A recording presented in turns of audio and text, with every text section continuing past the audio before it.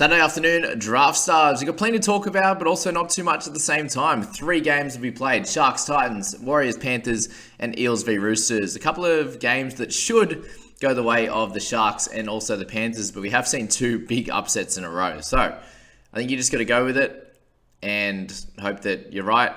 But if you want to go the alternate route and go against one of these favourites, and you could probably come out with a win. So that's kind of the only rule thinking there and the way to go about it. But the way I'm going to go for it is a couple of wins by those guys and a closer game between Eels and Roosters. So in our outside backs, we're going for a couple of players from the Sharks and the Panthers. And I don't think you can go wrong with any of the selections you want to go for.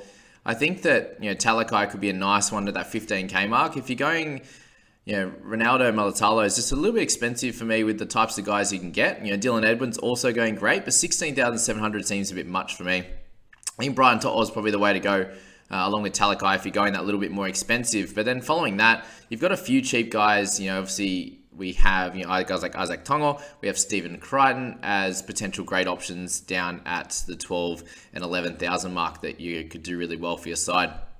If you're going a little bit lighter and if you're just playing that individual game, the Para v Roosters game, I think Tupou is probably a little bit too cheap, coming off a 26. He has 3 really good games, around 2 average ones, and a 10,800. If you get anywhere from a 40 to 50 from him, you're going to be really, really happy. And Joseph Suali'i is the way to go here. If you can get anywhere above that 36, he had a pretty nice game last week, then 9,890, you're getting plenty of bang for your buck. If we move to halves and hookers, I think you have to go clearly up top. In the 3 games, you got 4 options for me. Hines, obviously 25,000. You're needing big scores though, 70 plus from these types of guys. Same with Cleary. You're wanting big scores from them if you're going to pick them.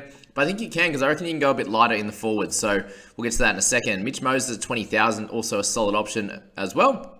Up against the Roosters, he'll be out for a big game after his tough one last week. I'm seeing a 60 from him.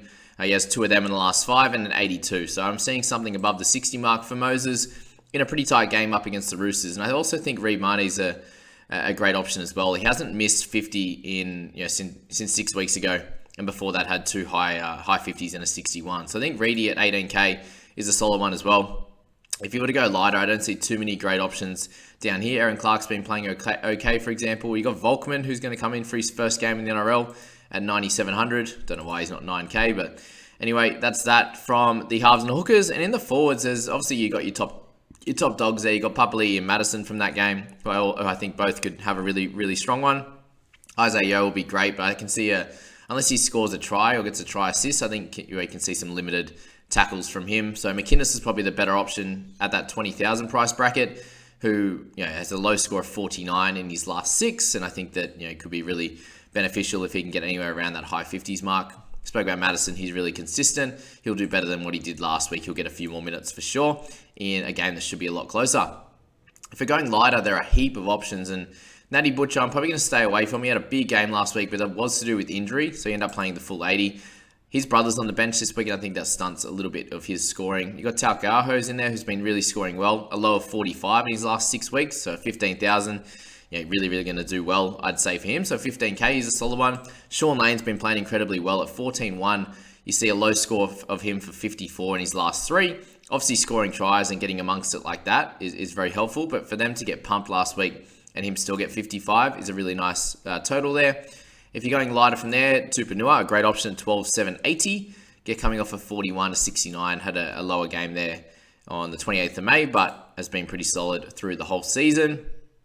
Other than that, there's really a couple of guys like Sam McIntyre who could be sold at 11,500. Starting this week again with no signs of David Fafita. If they have a closer game, he should be able to get in the mid-40s again and be an absolute steal at 11,500.